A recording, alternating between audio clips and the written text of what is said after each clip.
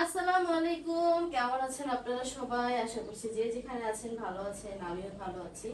তো সব সময়ের মতো একটা নিউ ভিডিওতে চলে এলাম। আজকের ভিডিওটা দুপুরবেলা শুরু করছি। উম, কিছুক্ষণের মধ্যেই মনে করেন জোহরের আজান দিয়ে দিবে, এই সময় হচ্ছে গিয়ে শুরু করলাম। আজকে অত তাড়াতাড়ি ঘুম থেকে উঠতে পারিনি। ঘুম থেকে উঠতে উঠতে প্রায় 12টা বেজে গেছে।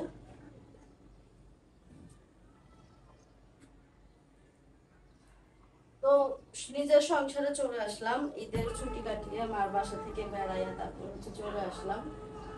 এখন হচ্ছে গিয়ে নিজের বাসায় আসার পরে নিজের সংসারের কাজ কর্ম সবকিছুই করতে হবে। আর বাসার মধ্যে হচ্ছে কিছু পোকা হয়েছে, সেগুলোর পরিষ্কার করতে হবে। কি পোকা সেটাও বলি, তেলা পোকা। আমার রান্নাঘরে হয়েছে, অন্য কোথাও হয় নাই এখনো পর্যন্ত। তাও রান্নাঘরে একটা জায়গাতে হয়েছে, পুরো রান্নাঘর এখনো ছড়ায় নাই।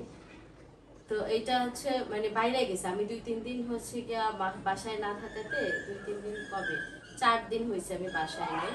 তো এই 4 দিন বাসায় না থাকাতে হচ্ছে গিয়া বাসার পোকামাকড় বাইরে গেছে। মানে এর আগে ছিল, আমি দেখছি একটা দুইটা হয়তো বা ছিল, অত বেশি ছিল না।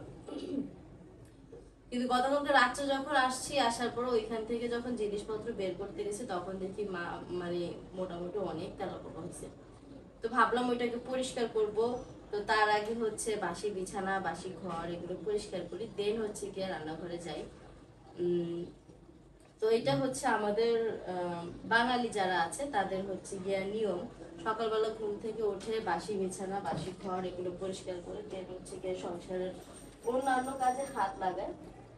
আমিও তার ব্যতিক্রম না, আমিও মুরব্বিদের সেই রেওয়াজগুলো সবসময় ফলো করার চেষ্টা করি, আমার কাছে ভালো লাগে। কারণ আগের দিনে সবকিছুই অনেক বেশি আমার কাছে মনে হয় যে ওগুলাই ঠিক আসলে। আর এরপরে যেগুলো আমরা আসলে কুসংস্কার কুসংস্কার বলি, ঠিক আছে কুসংস্কার হয়তো বা, কিন্তু দিন শেষে দেখা যায় কি ওইটাই কাজে লাগে বা ওইটাই সত্য হয়।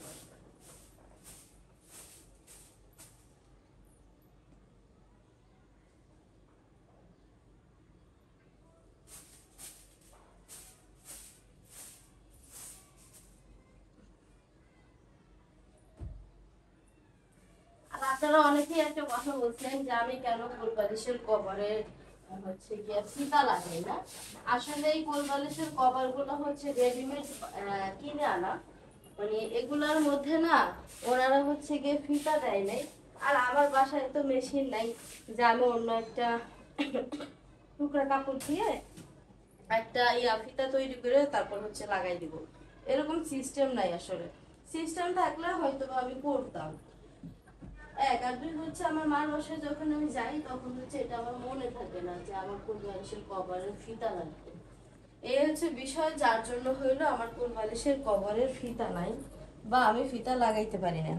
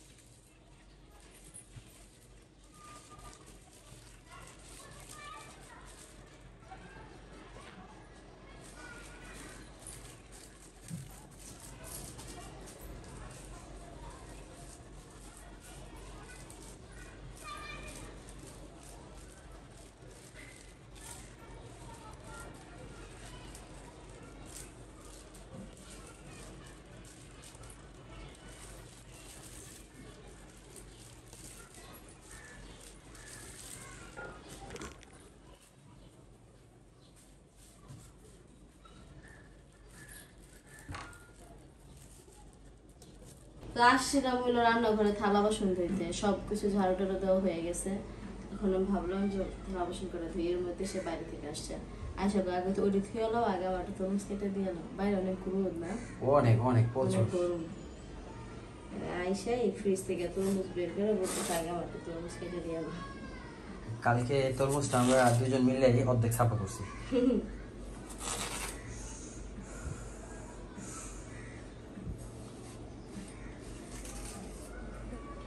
আপনারা কারা কারা এইভাবে খান জানি না, একটু বিট লবণ দিয়ে খাইয়া দেখি। হ্যাঁ, একটু ট্রাই করে দেখেন। সবাই তো লবণ টবণ মিক্স করে খায়, কিন্তু একটু বিট লবণ মিক্স করে খায় দেখেন, ডাবল স্বাদ পাওয়া যায়।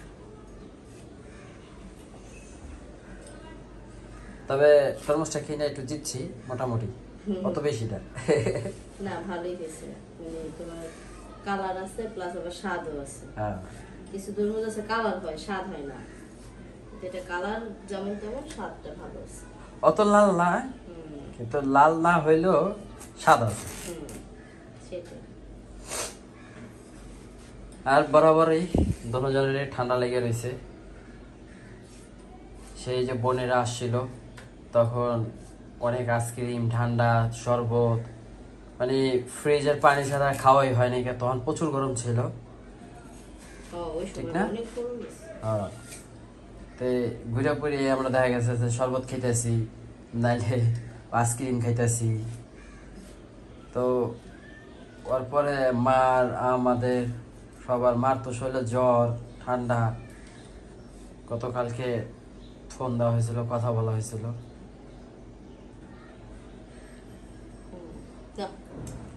আসো আসো আসো, হ্যাঁ নিয়ে আসো। তো যারা যারাই খাবেন চলে আসেন তাড়াতাড়ি। আর আসমানটা একটু মেঘলা মেঘলা হয়ে আছে, এই যে দেখেন আসমানটা মেঘলা মেঘলা হয়ে আছে, তো বাতাসটাও আছে মোটামুটি ভালোই। তো ভাবলাম একটু বাসায় যাই, বাসায় যেয়ে শারমিনকে দিয়ে তরমুজটা কাটাই, দুজন মিলে একটু খাই আর আপনাদের সাথে একটু শেয়ার করি। তো আপনাদের সাথে কিছু সুন্দর করে শেয়ার করার জন্য চলে আসলাম, দেখাইতেছি।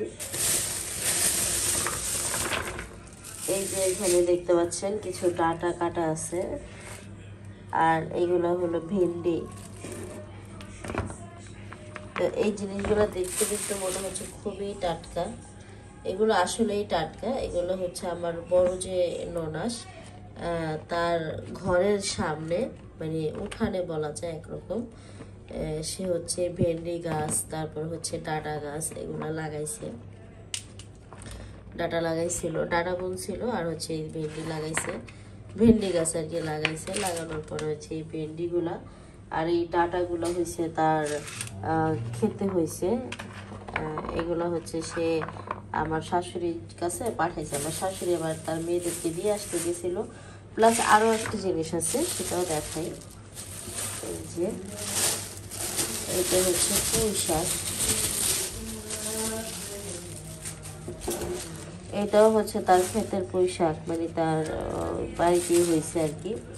তো দেখা খুবই ভালো লাগলো, তো আমার মনে হইলো যে আমি একটু আপনাদের সাথে শেয়ার করি। খুবই টাটকা, তাজা, অনেক দিন হয়ে গেছে গ্রামের কোনো কিছু খাওয়া হয় না। তো শাকটা দেখে আমার শাশুড়ি আমাকে ফোনে বলতেছিল যে এমন এমন তোমার বড় ননাস হচ্ছে তোমার জন্য কিছু সবজি পাঠাইছে, তুমি কি ওগুলো খাবা নাকি? গ্রামের জিনিস ননাস পাঠাইছে, এটা কি আসলে না খায় পারা যায় বলেন? তো এই জন্য হচ্ছে কি আমি বললাম যে হ্যাঁ মা খাবো। মা আবার কি করছে, মা নিজের জন্য রাখে নাই, নিজের জন্য না রেখে আমাকে পাঠাই দিয়েছে, কারণ মা হইলো নিজে আবার তার সংসারের জন্য গতকালকে ভেন্ডি পুঁই শাক এগুলো নাকি কিনছিল, যার কারণে সে হচ্ছে পুঁই শাক আর ভেন্ডি রাখেনি, ডাটা রাখছে, ডাটা তার কাছে সে রাখছে, আর এই ভেন্ডিগুলো আর পুঁই শাকগুলো আমার জন্য পাঠিয়ে দিছে। তো আমার কিন্তু খুবই ভালো লাগছে পুঁই শাক আর ভেন্ডি দেখা, আর আমার হচ্ছে পছন্দ এগুলা, মানে পুঁই শাক ভেন্ডি। পুঁই শাকটা অত এখন বিয়ের পর এখনো পর্যন্ত খাওয়া হয়নি। তো আমি ভাবছি পুঁই শাকটা কালকে চিংড়ি মাছ না, আমি হচ্ছে গিয়ে পুঁই শাকটা রান্না করবো, কারণ গ্রামের পুঁই শাক তো চিংড়ি মাছটা খাইতে অনেক মজা লাগবে। আর হচ্ছে ভেন্ডিটা আজকে হইলো কিছু 2-3টা ভর্তা করব, আর বাদ বাকিটা কালকে আমি আবার চিংড়ি মাছ দিয়ে ভাজি করব। মানে আমার দেখে এত খাইতে ইচ্ছা করতেছে, মন চাইতেছে আমি কাঁচাই খাই ফিরে, এত সুস্বাদু দেখা যাচ্ছে। দেখেন খুবই টাটকা আর এত সুন্দর আবাতি, মানে অনেক ভালো লাগতেছে দেখেই। আর এটা বাড়িতে লাগাইছে তো, নিজেদের খাওয়ার জন্য লাগাইছে, এটার মধ্যে কোনো ফরমালিন নাই, কিছু নাই। তো এটা খাইলে মনে করেন যে শরীর স্বাস্থ্য ভালো থাকবে, প্লাস স্বাদও পাওয়া যাবে অনেক বেশি। তো এখন হইলো আমি রান্না করার জন্য রান্নাঘরে আসছি, আর রান্না করতে গেলে তো এগুলো লাগবে। তো তার আগে হইলো আমি পুঁই শাকগুলো ধুয়ে নিতেছি। পুঁই শাকগুলো তো দেখলেন আমার বড় ননাস আমার জন্য পাঠিয়েছে। তো শাশুড়ি মা এসে হলো দিয়ে গেছে, এগুলো আমার মানে খুবই পছন্দ হয়েছে, দেখে আমার অনেক ভালো লাগছে। তারপর কালকে হচ্ছে গিয়ে আমি ওনারে বলছিলাম, আপনাদের ভাইয়াকে বলছিলাম যে যাতে চিংড়ি মাছ নিয়ে আসে, চিংড়ি মাছ দিয়ে পুঁই শাক কিন্তু খাইতে অনেক বেশি মজা লাগে। তো এই জন্য হচ্ছে গিয়ে আমি এটা মিস করতে চাই না, যেহেতু দেশের পুঁই শাক আছে,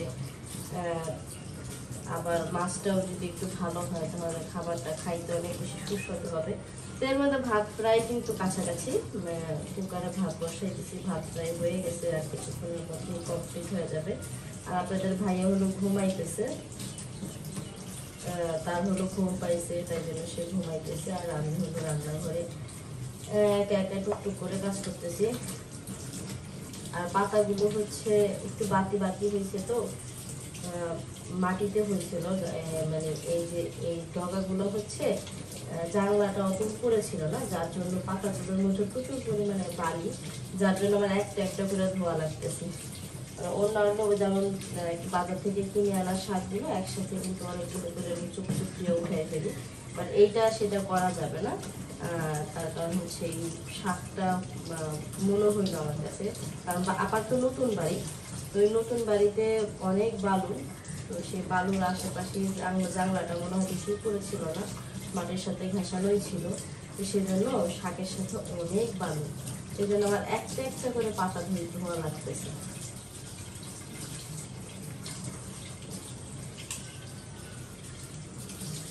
তো আজকে হলো কি কি রান্না করব, আজকে হলো পুঁই শাক দিয়ে চিংড়ি মাছ দিয়ে রান্না করব, তারপর হচ্ছে ভেন্ডি দিয়ে চিংড়ি মাছ দিয়ে রান্না করবো, মানে ভেন্ডি ভাজি হবে আর কি চিংড়ি মাছ দিয়ে, আর পুঁই শাকটা ঝোল করে রান্না করবো। এটা আমার খুবই পছন্দের, মানে এটা বেশি পছন্দ আমার বড় ভাইয়ের, বড় ভাইয়ের অনেক ভালো লাগে পুঁই শাক দিয়ে চিংড়ি মাছ দিয়ে। আর পুঁই শাকটা যদি হয় গ্রামের, আবার চিংড়ি মাছটা আমার ভাইয়ের পছন্দ মতোই আছে। দেখি ভাইয়া একটু ফোন দিব রান্না করার পর, যদি ও আসে খাওয়ার জন্য তাহলে তো ভালো, আর না আসলে তো নাই।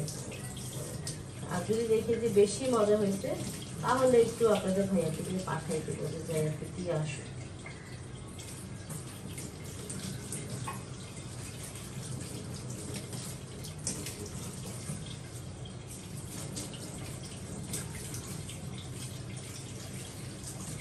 তো আমি হচ্ছে এগুলো কাজ করতে থাকি, ততক্ষণ আপনারা আমার সাথেই থাকেন, ভিডিওটা দেখতে থাকেন।